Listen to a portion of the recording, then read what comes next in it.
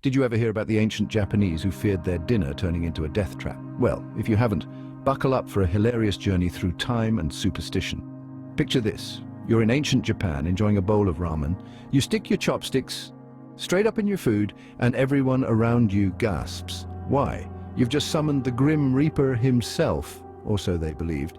Yes, folks, in Japan it was considered bad luck to stick chopsticks straight up in food. It was seen as a sign of the unlucky number 4, which means death. Imagine that, a simple culinary faux pas turning your dinner into a horror show. It's like playing Russian roulette with sushi. Now, isn't that a riot? So the next time you're in Japan, remember your chopsticks aren't drumsticks, and they definitely don't belong sticking out of your sushi roll. Ever wondered why breaking a mirror could possibly cause 7 years of bad luck? Well, thank the ancient Romans for that one. You see, the Romans were the first to create glass mirrors, a great feat for the time, but not without its hiccups. They believed that if your reflection in a mirror was distorted, it could mean your soul was damaged.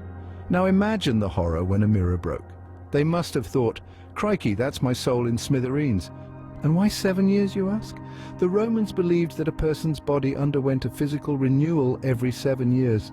So if you shattered a mirror, you were in for a rough 7-year ride until your body could reset itself. Talk about a long-term commitment to bad luck. And that, my friends, is why you should never play catch with a mirror, especially if you're Roman. So, if you ever find yourself in a hall of mirrors, tread carefully, unless you fancy a 7-year jinx.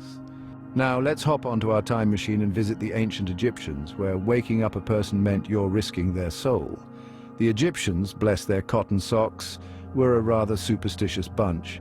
They believed in 2 life forces, the Ka and the Ba. The Ka, a bit like the Energizer Bunny, kept you animated, and the Ba was sort of your backstage pass to the afterlife, your soul, if you will.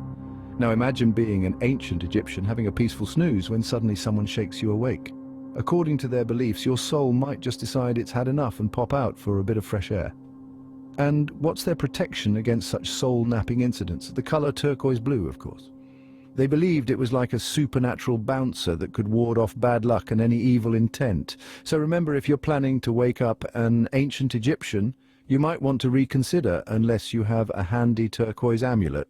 From Vikings fearing the number 13 to Irish folks avoiding black cats, the world has its fair share of laughable superstitions. Let's take a jaunt across ancient Americas, where they believed that if a bird poops on you, it's actually good luck. I mean, who needs a shower when you can just stand under a tree and wait for a bird to give you a good luck charm? Then we hop over to ancient China, where they thought that if you sneeze, someone somewhere is missing you. That's quite the romantic notion, isn't it? And picture it, you're out in public, you let out an epic sneeze, and instead of reaching for a tissue, you sigh dreamily and think, someone, somewhere is missing me. Next up, ancient Ireland, the epicenter of superstitions. They believed it was bad luck to walk under a ladder, which, to be fair, is probably safer than most superstitions. I mean, who knows what could fall on your head? A bucket of paint, a hammer, a leprechaun? Then we sail to ancient Norway, where the Vikings thought it was bad luck to see a goat on their way to a battle. Makes you wonder how many battles were postponed because Eric the Fearless saw a goat and said, "Sorry lads, we can't invade England today, I saw a goat."